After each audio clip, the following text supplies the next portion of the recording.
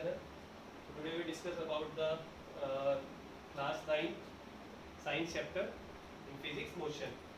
So our next topic is speed and velocity. So let me start with the speed. So we are already discussed earlier about the vector quantity, scalar quantity, distance, displacement, and various type of motion. So the next topic is speed. So what is speed? So speed is distance covered by an object in particular interval of time.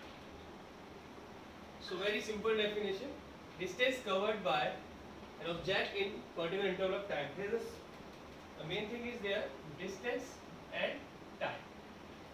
A simple formula for this, speed equals to distance divided by time. This is the formula. So next point, it is a scalar quantity. Simply it is a scalar quantity. As we know that what is a scalar quantity, it have only magnitude only. So next, at the same, जैसे कि हमारा distance भी zero नहीं होता moving object के लिए, वैसे speed भी जीरो नहीं होती.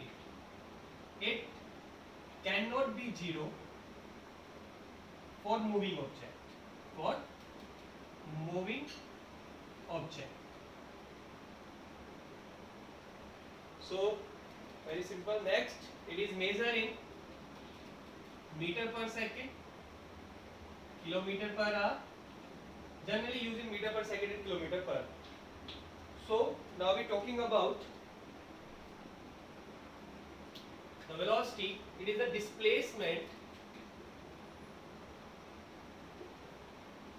covered by an object in particular interval of time.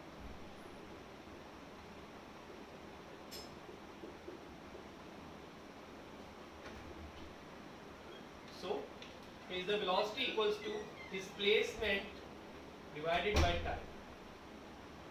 Displacement divided by time. So speed is scalar quantity and this velocity is vector quantity. And it can be zero when the displacement, as we know that whenever the displacement is zero, so it can be zero. So it also measure in meter per second, kilometer per hour. So very simple. So first of all, speed is based on distance and the velocity is based on displacement, and it is a scalar quantity and velocity is the vector quantity. It can be zero. It cannot be speed cannot be zero for a moving object, but velocity can be zero. So condition for what is the condition for velocity become zero? We talking in the further. So सबसे पहले तो हमें ये पता होगी speed zero कब होगा? Speed तभी zero होगा when object at rest. When object at rest. The point is it cannot be zero for moving object. लेकिन moving चीज के लिए कभी भी speed zero नहीं होगा. लेकिन कभी कभार ऐसा भी होता है कि बॉडी मूविंग होती है बट हमारा वेलोसिटी जीरो होता है. तो उसकी कंडीशन क्या है? When displacement is zero. When the displacement is zero. जब हमारा डिस्प्लेसमेंट जीरो होगा तो वेलोसिटी हमारी जीरो हो जाएगी. एंड दोनों को मेजर करने के लिए मीटर पर सेकेंड और किलोमीटर पर आवर का यूज करते हैं. It is very simple. It is used in metre. The unit is metre per second and kilometre per hour. So here the speed is scalar and the velocity is vector. These are one of the biggest difference between the speed and velocity. So very simple points, very easy to learn. So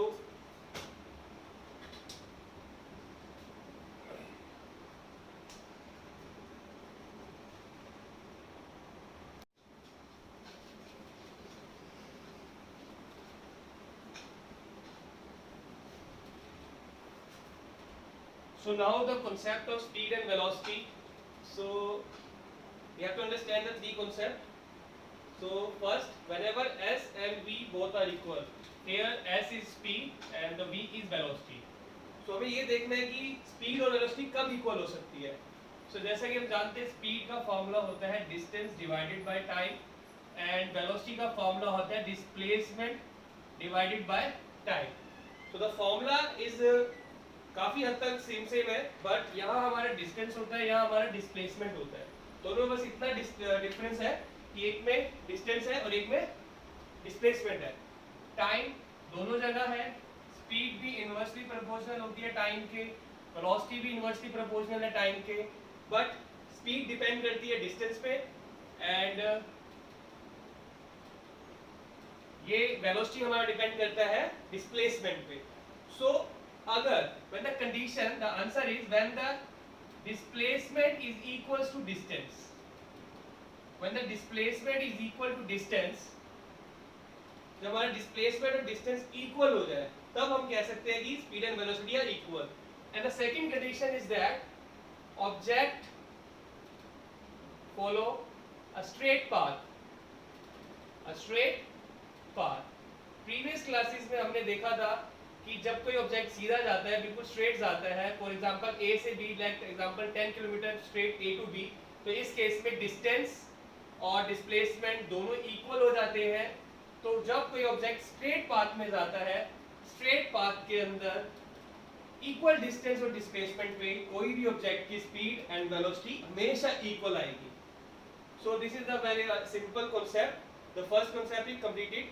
सो तो main आपको ये जानना है कि अगर distance और displacement बराबर है, ऑब्जेक्ट स्ट्रेट जा रहा है, तो आपको ये चीज का ध्यान रखना है कि स्पीड एंड वेलोसिटी बहुत इक्वल होगी. अगर ऐसा कोई भी न्यूमेरिकल आता है कि ऑब्जेक्ट बिल्कुल सीधा जा रहा है और you have to find speed and velocity as you know that कि ऑब्जेक्ट स्ट्रेट जा रहा है, तो आपको दोनों बार सॉल्व करने की जरूरत नहीं है. एक ही बार आप लिख सकते हैं distance and displacement are equal, then speed and velocity are equal. तो एक ही बार फाइंड करना है, आंसर आपका आ जाएगा.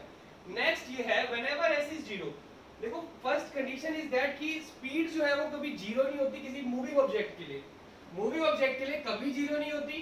सो आपको ये मान के चलना है स्पीड जब जीरो होगी जब ऑब्जेक्ट रेस्ट पे होगा, ऑब्जेक्ट एट रेस्ट, यानी उसने डिस्टेंस कवर ही नहीं करा, डिस्टेंस इज जीरो. जब डिस्टेंस हमारा जीरो होगा according to formula speed equal to distance upon में टाइम, तो speed equals to 0 by t, then the speed become 0. So moving object के लिए तो कभी जीरो नहीं होता, बस जब ऑब्जेक्ट रेस्ट पे होगा तब जीरो हो सकता है. जब कोई इंसान चला ही नहीं, उसने डिस्टेंस कवर करा ही नहीं, तो स्पीड तो जीरो ही होगी. अब लेकिन मूविंग ऑब्जेक्ट के साथ भी वेलोसिटी जीरो हो सकती है. सो answer is when displacement is zero. When the displacement is zero तब आपका वेलोसिटी जीरो हो सकता है. अब हमने पिछली क्लास में ही पढ़ा था डिस्प्लेसमेंट कब जीरो होता है, when object comes to its initial position. जब ऑब्जेक्ट अपनी इनिशियल पोजीशन पे आ जाता है, जब ऑब्जेक्ट जहां से स्टार्ट किया वहीं पर आ गया, इनिशियल पोजीशन पे आ गया. फॉर एग्जांपल ए से ऑब्जेक्ट ने स्टार्ट करा, बी पे गया, उसके बाद वो सी पे आया, फिर डी पे आया, अगेन ए पे आ गया. सो ए से ए पर, सो अगर हम बात करते हैं ए से ए पर डिस्प्लेसमेंट हमारा जीरो हुआ. जब हमारा डिस्प्लेसमेंट जीरो हो गया, so according the formula of velocity it is displacement by time, so it becomes zero. So velocity is zero. This is a very simple concept to discuss numericals of speed and velocity. को करने से पहले हमें ये छोटे से concept पता होने चाहिए कि speed और velocity कब equal हो सकते हैं, speed कब zero हो सकती है, velocity कब zero हो सकती है. जिससे क्या होगा कि हमारे को numericals निकालने के लिए थोड़ा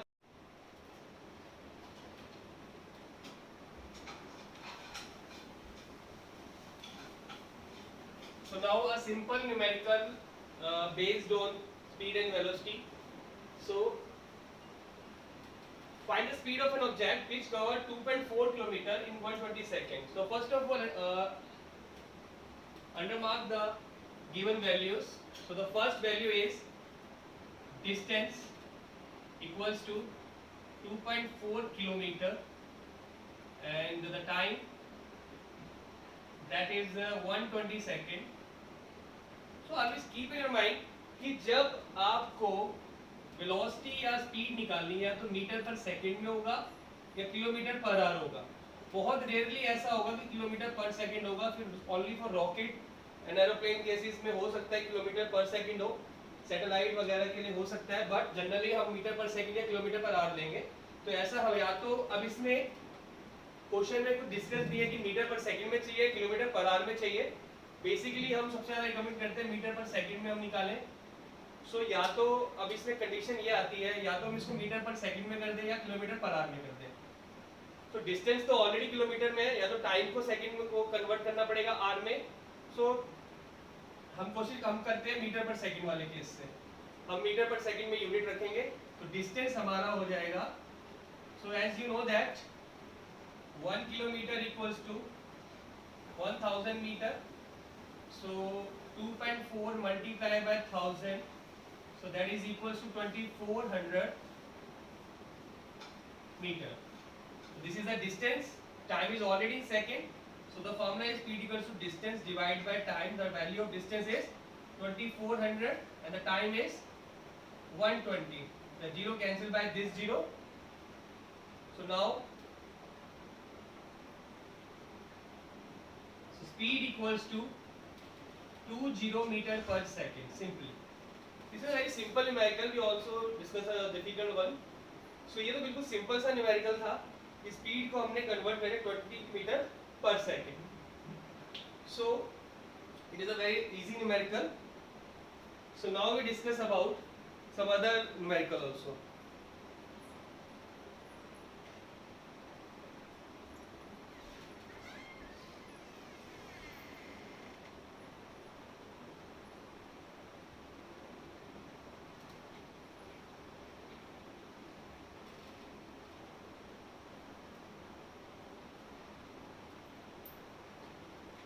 So now thing is that कि how we convert meter per second into kilometer per hour, kilometer per hour into meter per second.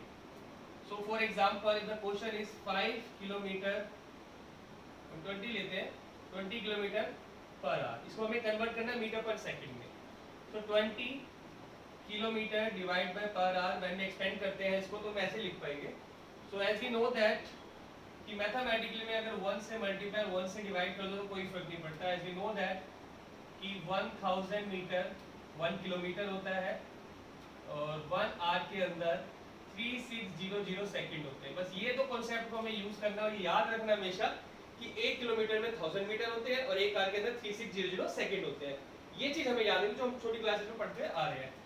So now हमें यहाँ जो यूनिट चाहिए वो मीटर में चाहिए, तो हम यहाँ लिखेंगे 1000 मीटर और डिवाइडेड बाय 1 किलोमीटर। सो अगर आप देखोगे 1 मीटर और 1 किलोमीटर सेम है, 1 and 1, 1 किलोमीटर को 1 किलोमीटर लिखो, 1000 मीटर को 1 किलोमीटर लिख सकते हैं, तो कैंसिल होके 1 ही हो जाएगा, तो कोई फर्क नहीं पड़ता कि 1000 मीटर से मल्टीप्लाई करके डिवाइड कर दो। सो नेक्स्ट सेम हमें यूनिट नीचे सेकंड में चाहिए, तो हमने लिखा 3600 second and multiply with is the value is 1 hour.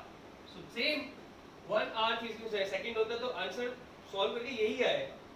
So now ये हम इसलिए कर रहे हैं ताकि हमारी स्टैंडर्ड यूनिट निकल जाए। आर से आर कैंसिल हो गया एंड किलोमीटर से किलोमीटर कैंसिल हो गया। नाउ हमारे पास बचा 20 मल्टीप्लाई 1000 डिवाइडेड बाय 3600 और यूनिट बच गई है हमारी मीटर और ये सेकंड, यानी metre per second. This 20 cancel by this 20। Now we have 2, now this is the only we zero have 200 by 36 metre per second. तो यहाँ अगर सिंपली अगर आप देखोगे तो ये अगर आप यहाँ पे देखते हैं तो ये और करके 5 by 18 हो जाएगा। So when the 20 multiply by 5 by 18, so the answer is 100 by 18 metre per second. You get the directly answer here. So answer is 100 by 18 metre per second square. So simply इतना सारा solve करने की जरूरत नहीं है, आपको यहाँ पे वैल्यू लिखा है 5 by 18। सो जब आपने किलोमीटर आर को मीटर पर सेकंड में करना होगा, just multiply by 5 by 18। This is the reason why we use this formula, this is the reason. Same अगर आप इसको मीटर पर सेकंड को उसमें करोगे तो रिवर्स कर देना 18 by 5। For example 36 metre per second कितना किलोमीटर पर आवर होगा, तो 36 multiply with 30 metre per second को किलोमीटर पर आवर में करना, तो ये वाला फॉर्मूला अपनाएंगे, तो 18/5. तो solve this, we get the simple answer. For example, now हमारे पास एक और एग्जांपल अगर हम लेते हैं, जैसे कि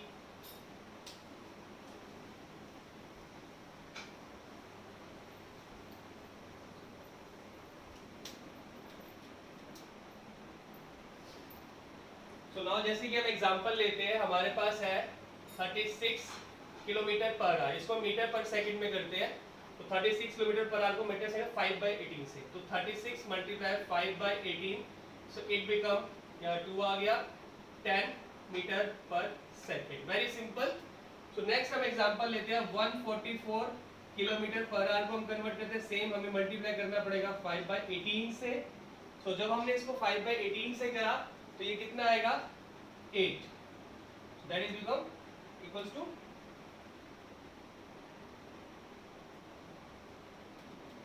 तब ये हमारा 8 पे आएगा, then is 40 metre per second. तो वेरी सिंपल, इसमें कोई प्रॉब्लम नहीं है. तो आपको बस यही याद करना है, पहला rule and second rule, metre per second को किलोमीटर पर आवर में करना है. सिंपली आप याद कर सकते हो, मीटर पर सेकेंड को किलोमीटर पर आवर में करना है, तो 18/5 से आप मल्टीप्लाई कर सकते हो. किलोमीटर आवर को अगर मीटर पर सेकंड में करना तो 5/18 से कर सकते हो. सो this is a basic unit. आपको दूसरी चीज जो याद रखनी है, वो ये याद रखनी है कि अगर वेलोसिटी या स्पीड अगर मीटर में है, तो मीटर के साथ सेकंड में कन्वर्ट करना पड़ेगा, किलोमीटर को आवर में. सो आंसर वेलोसिटी और स्पीड का metre per second kilometre per hour में आएगा. तो जैसे आपको टर्म्स दे रखी होगी, यूनिट्स दे रखी होगी, उस हिसाब से हम चेंज कर सकते हैं. Just for practice, I am taking some example. The first is convert the 90 km per hour into meter per second, and convert the 20 meter per second into this. So अभी आपको हमने एक जो रूल बताया था, जो एक रूल था वो ये था, किलोमीटर पर आवर को अगर मीटर पर सेकंड में करना है, या फिर मीटर पर सेकंड को किलोमीटर पर आवर में करना है, तो आपको ये दो फॉर्मूले बताए थे, तो आपको याद होगा, किलोमीटर पर आवर को अगर मीटर पर सेकंड में करना है तो आपको 5/18 से मल्टीप्लाई करना है, या मीटर पर सेकंड को आपको किलोमीटर पर आवर में करना है तो 18/5 से करना है.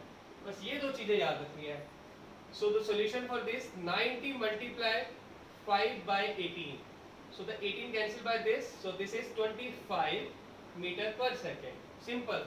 Next is metre per second को किलोमीटर पर आवर में करना है, मीटर पर सेकंड को किलोमीटर पर आवर में करना है, तो 18/5 से, सो 20 multiply 18/5, so this 5 is cancelled by this 20, this is 4, so this is the 72 kilometer per hour.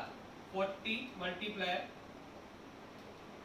18/5, this 5 is cancelled by this 8, that is 144 kilometer per hour.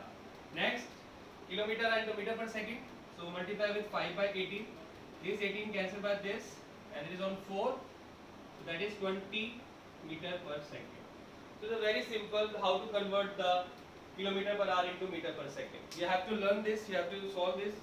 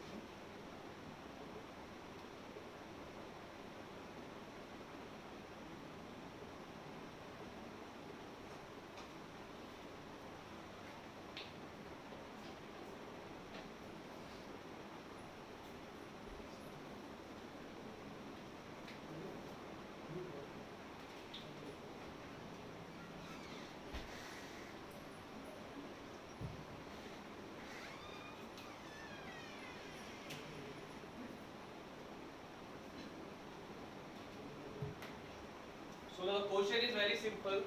This is the given figure.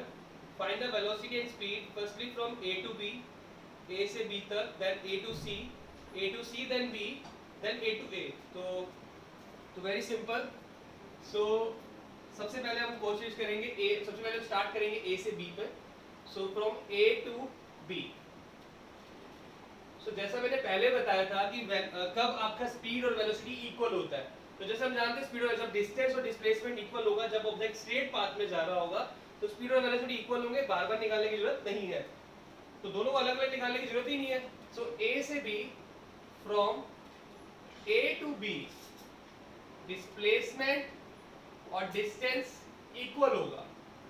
So therefore velocity और speed भी equal होगी. So velocity A to B या speed A to B. इस case में distance आप देखते हो ए से बी तक 10 किलोमीटर है. We putting 10 that is kilometre. अगर हमारा डिस्टेंस किलोमीटर में है तो टाइम आर में होना चाहिए, ऑलरेडी ना, no need to convert. So that is equals to 5 kilometre per hour. So v for velocity as for speed, that is 5 and 5. All unit are in kilometer per hour. Kilometre per our. This I am just यहाँ पे table सा बना रहे हैं ताकि हम value put कर देंगे. तो both are 5 and 5. So now A to C, again object straight path जा रहा है. A to C में भी स्ट्रेट है, but from velocity A to C और speed A to C both same होगी. बट अब यहाँ पे हम देखते हैं A से B से जाने पे 10 किलोमीटर है, फिर B से C पे तो डबल हो जाएगा, तो मतलब बढ़ जाएगा. तो डिस्टेंस कितना हो जाएगा? 10 + 15. डिस्टेंस हमारा जब हो जाएगा A to B + B to C, तो दैट इज 10 + 15. ऐसी टाइम हमारा बढ़ जाएगा 2 + 3 5. That is equals to 25/5. दैट इज 5 kilometre per hour. Same answer is same. Why the answer is same? Because velocity and speed for the straight path is equal. So the here 5 and the answer is 5. Both दोनों के लिए answer same रहेगा. Now A to C, then B. Now the things change. अब values हमारी change हो जाएंगी. अब हम बात करते हैं स्पीड. अगर हम निकालते हैं थर्ड केस के लिए, तो distance divided by time. So time A से B पे कितना है? 10. तो डिस्टेंस हमें लेना पड़ेगा AB, फिर लेना पड़ेगा BC, फिर लेना पड़ेगा CB, क्योंकि वो पहले C पे जा रहा है फिर दोबारा B पे आ रहा है. यानी A से पूरा C पे जा रहा है फिर वापस B पे आ रहा है. तो यानी 10 + 15 फिर वापस B पे आने के 15, तो plus BC again. Time A से B पे 2 आवर्स, देन B से C पे 3 आवर्स 5, देन दोबारा B पे आने में 3 आवर्स. सो 5 + 3 8, तो 8 hours. So distance is AB कितना है? 10, BC कितना है? 15, and again CB 15, then 8, that is 40 divided by 8, that is equals to again 5 kilometer per hour. So the answer for the speed, that is 5. हमारा answer जो आया है 5 आया है A to C then B के लिए. लेकिन अब हम वेलोसिटी निकालेंगे कि वेलोसिटी कितनी आएगी. सो जब हम वेलोसिटी की बात करते हैं, पहले वो A से B पे गया, फिर B से C पे गया, फिर C से B पे आया. टाइम दोनों के लिए बराबर रहेगा. टाइम तो 8 आवर ही लगेगा. बट नाउ अगर हम बात करते हैं A से B पे गया, B से C पे गया, डिस्प्लेसमेंट क्या कहता है? डिस्प्लेसमेंट कहता है शॉर्टेस्ट डिस्टेंस. सो A से B का तो shortest distance that is 10 kilometre, क्योंकि A से वो पहले C पे गया दोबारा B पे आ गया. तो इस केस पे डिस्प्लेसमेंट के केस में शॉर्टेस्ट डिस्टेंस देखा जाए तो स्टार्ट कहां से किया? A से. फाइनल पोजीशन उसकी क्या है? B है. तो A और B का बीच का डिस्टेंस शॉर्टेस्ट डिस्टेंस 10 किलोमीटर होगा. So we are putting here 10. So that is equals to 1.25 kilometer per hour. The value is changed. The answer is 1.25 kilometer per hour. So the next last case, A to A. Speed जब भी आप निकालोगे A से C के लिए जितना आपने निकाला है उतना ही होगा. A से C पे जब गया तो C से जब वो A पे वापस आएगा तो सेम ही रहेगा.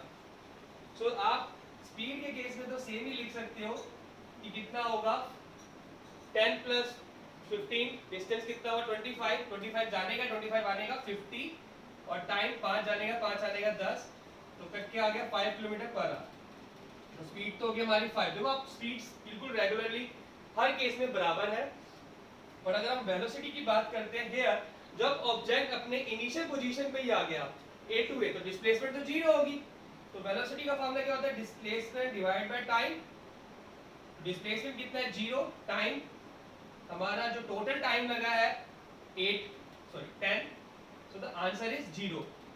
एक चीज और ध्यान में रखनी है कि कभी भी आपने जब भी कोई भी फिजिकल क्वांटिटी लिखते हो, चाहे वो स्पीड हो, वेलोसिटी हो, फोर्स हो, कुछ भी हो, फिजिक्स के अंदर एक चीज का बड़ा ध्यान रखा जाता है कि आप यूनिट जरूर लिखेंगे। जैसे नाम के साथ किसी की कास्ट बोली जाती है, जैसे हर फिजिकल क्वांटिटी में उसकी यूनिट जरूर बोलना है। अब यहाँ पे आप कई बच्चे क्या कहते हैं, जीरो लिख देते हैं, तो वो जीरो क्या, जीरो आप वेलोसिटी किस में मेजर कर रहे हो, किलोमीटर पर आवर, तो you have to write kilometre per hour. आप जीरो नहीं छोड़ोगे, उसमें मार्क्स कटने के चांसेस बढ़ जाते हैं, और आपको जीरो के साथ यूनिट जरूर लिखनी है कि यस 0 किलोमीटर पर आवर। सो हमने एक यहाँ पे एक चीज देखी कि ए से बी पर हमारी स्पीड और वेलोसिटी सेम थी, क्योंकि ऑब्जेक्ट स्ट्रेट जा रहा था। ए टू सी में भी सेम जा रहा था, लेकिन जब ए टू सी पे बी पे वापस जब वो आया तो डिस्प्लेसमेंट डिस्टेंस सेम नहीं रहेगी, इसलिए स्पीड और वेलोसिटी भी चेंज हो गए। तो एक चीज हमेशा याद रखना कि अगर डिस्टेंस और डिस्प्लेसमेंट इक्वल रहेंगे तो वेलोसिटी, स्पीड और वेलोसिटी भी इक्वल रहेगा। अगर डिस्प्लेसमेंट नहीं इक्वल होगा, डिस्प्लेसमेंट और डिस्टेंस नहीं इक्वल होगा, तो स्पीड और वेलोसिटी भी इक्वल नहीं होगी। और जब कोई ऑब्जेक्ट अपनी पोजीशन में सेम पोजीशन पे आ जाता है तो डिस्प्लेसमेंट जीरो होती है, तो हमें सिर्फ डायरेक्ट जीरो लिख देगा। आप डायरेक्ट आंसर जीरो लिख के यूनिट भी लिख सकते हो।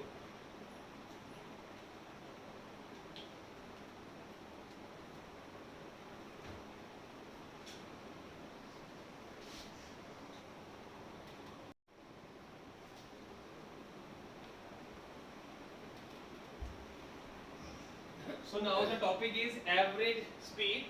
So average speed, हम जानते हैं कि स्पीड क्या होती है, वेलोसिटी क्या होती है। Now the next topic is average speed. The total distance covered by an object in total interval of time. Total distance covering total time, that is the average speed. So the average speed is equal to total distance divided by total time. So अगर हम बात करते हैं previous वाले part की, तो हमने क्या कहा था, A से लेके हम B पे जा रहे हैं। यहाँ पे हमारी स्पीड मान लेते हैं S1 है, और यहाँ हमारी स्पीड S2 है। सो स्पीड हमारी सेम थी, हमने अभी तक यही पढ़ा था, स्पीड जो है यूनिफॉर्म चल रही है तो ठीक है, हमारा निकल जाएगा। लेकिन अब अगर हम बात करते हैं कि स्पीड जो है, यहाँ पे मान लेते हैं S1 जो है वो 40 है, S2 जो है वो 50 हो जाए। जब स्पीड कम ज्यादा हो जाए, जैसे हम बात करते हैं नॉर्मली हम कहीं भी जाते हैं तो ट्रैफिक कभी कम कभी ज्यादा होता रहता है, या हमने पार्शियली डिस्टेंस हम कवर की बात करेंगे कि पार्शियली डिस्टेंस हमने ट्रेन से कर लिया एंड कुछ हमने डिस्टेंस जो है बस से कर लिया, तो स्पीड वेरिएशन हो जाता है। तो एवरेज स्पीड क्या होगी, जब ऐसे कोई क्वेश्चन या न्यूमेरिकल्स आते हैं, that is from average speed. तो इस केसेस में क्या होता है, आपको total distance d1 plus d2 divide by t1 plus t2 यानी टाइम फर्स्ट। अगर हम दो पार्ट्स की बात करेंगे, कभी कभी ऐसा भी होता है कि ये दो पार्ट्स है, तीसरा पार्ट एक और भी आ जाए, तीन पार्ट्स भी हो सकते हैं, चार भी हो सकते हैं, पर 9th क्लास में दो मैक्सिमम तीन से ज्यादा तो आएगा ही नहीं, दो ही बहुत है। सो अब अगर हम बात करते हैं तो इसका सिंपल से फॉर्मूला है total distance divide by total time. So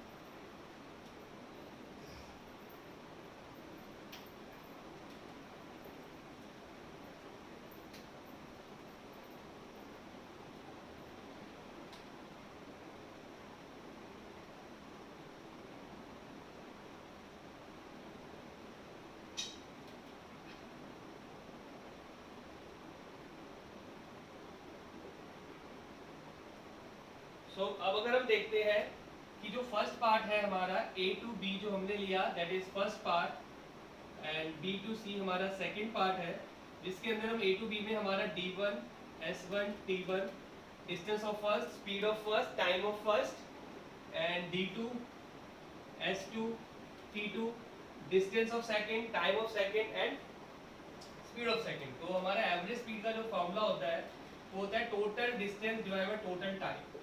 total distance क्या होगा, जो पहला डिस्टेंस है वो हमारा d1 है, दूसरा डिस्टेंस जो है वो d2 है, और टाइम जो है हमारा t1 प्लस t2। सो हमारा एवरेज स्पीड का ये सिंपल सा फॉर्मूला हो जाएगा।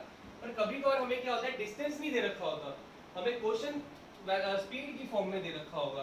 तो अब हमें क्या करना है, जैसा कि हमारा स्पीड का फॉर्मूला होता है, स्पीड का फॉर्मूला होता है डिस्टेंस बाय टाइम। तो स्पीड का जो फॉर्मूला हो जाएगा S1 के लिए वो हो जाएगा d1 बाय t1, और S2 के लिए क्या हो जाएगा d2 बाय t2। तो अगर हम यहाँ वैल्यू पुट करते हैं तो एवरेज स्पीड हमारा बन जाएगा d1 क्या हो जाएगा, अब यहाँ पे अगर d1 की वैल्यू निकालेंगे S1 मल्टीप्लाई t1, और d2 हमारा हो जाएगा S2 multiply t2। So when we put this value, d1 हमारा हो जाएगा S1 multiply t1 plus S2 multiply t2 and divided by t1 plus t2। So ये हमारा न्यूमेरिकल पार्ट प्रिपेयर हो जाएगा। तो हमें अगर स्पीड और टाइम दे रखा है तो आप डायरेक्ट ये फॉर्मूला निकाल लगा के कर सकते हो, speed of first, time of first plus speed of second multiply time of second. तो अभी सिंपल फॉर्मूला लगा के आप क्वेश्चन कर सकते हो अगर आपको ये डायरेक्ट करना है तो। नेक्स्ट अब ये आता है कि अगर आपको डिस्टेंस और स्पीड दे रखा हो, डिस्टेंस और एंड स्पीड दे रखा है। सो अब अगर हम बात करते हैं डिस्टेंस और स्पीड अगर हमें दे रखा है, तो स्पीड का फॉर्मूला होता है डिस्टेंस बाय टाइम, टाइम का फॉर्मूला होता है डिस्टेंस अपॉन में स्पीड। तो एवरेज स्पीड का फॉर्मूला जो हमारा होगा वो क्या होगा, d1 plus d2 t1 plus t2। तो average speed is equal to d1 हमारा क्या होगा, d1 और d2 ऐसे ही रहेगा। हमें t1 और t2 की वैल्यू नहीं दे रखी, हमें डिस्टेंस और स्पीड दे रखी है बस। तो यहाँ पे t1 की वैल्यू क्या हो जाएगी, d1 बाय s1 यानी d1 बाय s1, और d2 की वैल्यू t2 की वैल्यू d2 बाय s2। सो हमें ये देखना पड़ेगा किस फॉर्म में हमें क्वेश्चन दे रखा है, उसी फॉर्म में हमें फिर क्या करना होगा, उस क्वेश्चंस की वैल्यूज को चेंज करके पुट करना होगा।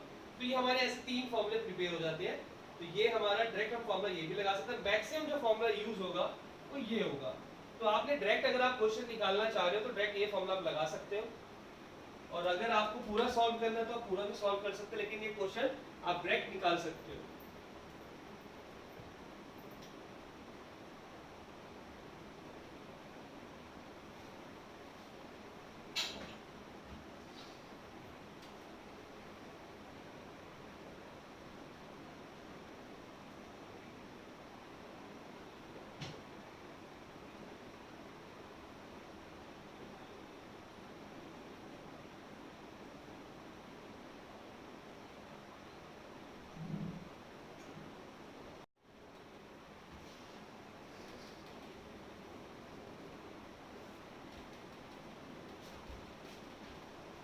सो नाउ हम एग्जांपल इसमें देखते हैं कि एक ऑब्जेक्ट जो है, सो अपना फर्स्ट डिस्टेंस जो हाफ डिस्टेंस वो 50 किलोमीटर पर आवर से कर रहा है, और सेकंड हाफ जो कर रहा है वो 40 किलोमीटर पर आवर की स्पीड से कर रहा है।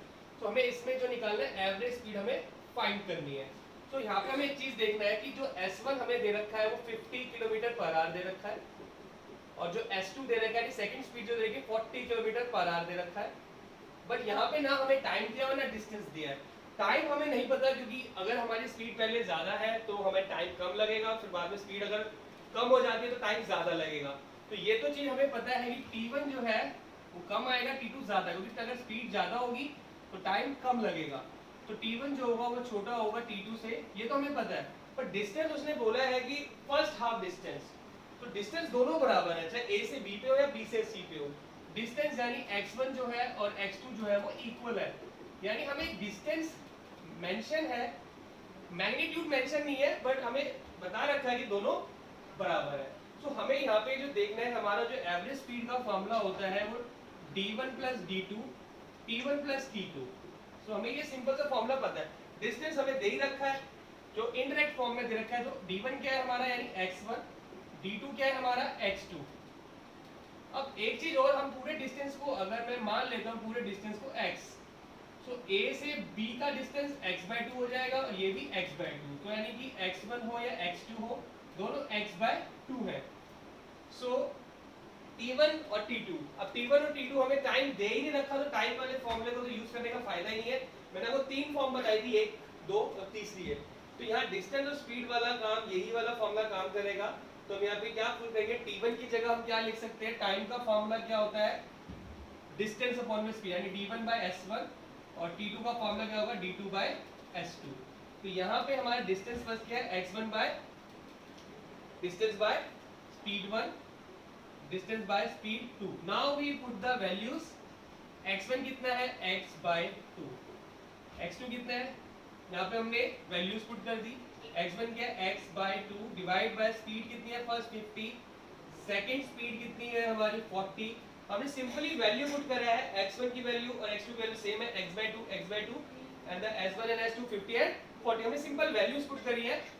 सो नाउ हमने एक चीज देखी, एवरेज स्पीड जो आई हमारी, अब यहाँ पे हमने जब हाफ और हाफ को जब हम प्लस करेंगे तो ये हमारा एलसीएम लेंगे, एलसीएम सेम है 2 and 2 and x plus x 2x, so it become 2x by 2। so now जब आप इसको सॉल्व करोगे, this 2 multiply with this 50, so it become x by 100, so this become x by 100 and this become x by 80, x by 80। so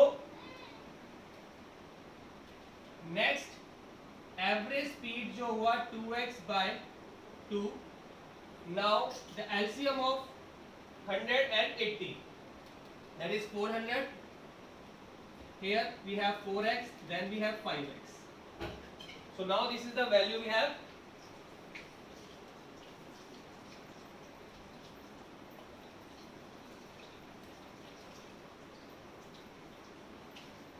so now average speed equals to 2x by 2, so now we reverse this value when we go upward, जब ऊपर जाएगा तो reverse हो जाएगा। so now we have this x cancel by this and this 2 cancel by this, so average speed equals to 400 by 9, 400 by 9, the unit is in kilometer per hour, the answer is 9 kilometer per hour। अब इसको यहाँ तक छोड़ना चाहो यहाँ भी छोड़ सकते हो, और एक्सपेंड करके सॉल्व करना चाहो तो सॉल्व कर।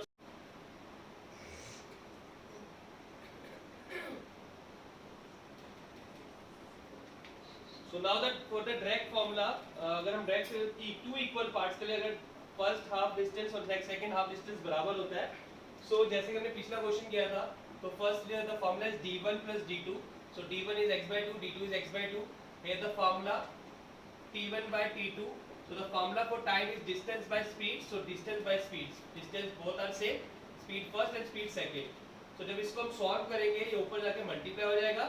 now this value become this, LCM इसका एलसीएम लेने के बाद 2x by 2 आएगा, और इसको जब हम सॉल्व करेंगे एलसीएम लेके तो वैल्यू हमारी ये आएगी। so now we have speed equals to average speed equals to 2x divided by 2 multiply, ये रिवर्स हो जाएगा ऊपर जाके, 2s1 multiply s2 divide by x speed first and speed second, इन दोनों में किसी को भी आगे पीछे कुछ भी लिखो कोई फर्क नहीं पड़ता। तो 2 से 2 कैंसिल हो गया, x से x कैंसिल हो गया, तो आंसर हमारा बन गया 2s1 multiply s2 divide by s1 plus s2। ये एक डायरेक्ट फॉर्मूला है, मैंने आपको ये सॉल्व करके दिखाया है, ये आपको याद करने की जरूरत नहीं है, पर आपको ने सॉल्व करके दिखाया फॉर्मूला कैसे आया। आप अगर ऐसा कोई भी क्वेश्चन आता है, जब आप जैसे कोई भी एंट्रेंस की तैयारी करते हो या कोई भी ओलंपियाड वगैरह देते हो, तो क्वेश्चन कोई भी आता है तो आप ये डायरेक्ट फॉर्मूला लगा सकते हो।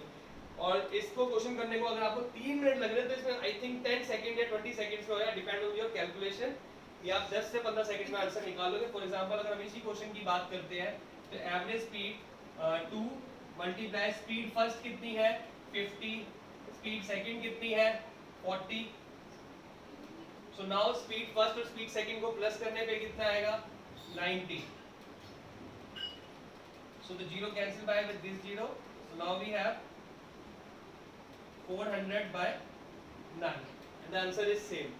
this is the direct, इसमें हमें 3 मिनट लगे थे और ये डायरेक्ट आंसर हमारा आ गया है। so ऐसे कोई भी आप बहुत सारे क्वेश्चन ट्राई करो, प्रैक्टिस करो, so आपका इजीली हो जाएगा। फॉर एग्जांपल हम दूसरा एग्जांपल लेते हैं, अगर ये 60 हो जाए और ये 50 हो जाए तो क्या होगा, तो सेम सिंपली हमने क्या करना है, सॉल्व करना है। तो एवरेज स्पीड डायरेक्ट फॉर्मूला हम लगाते हैं 2, s1 कितना है हमारे पास, s1 हमारे पास 60 है, s2 कितना है 50, और s1 plus s2 60 plus 50 110, cancel this 0 with this 0, so here we have 600 divided by 11, so answer is this। so very simple concept।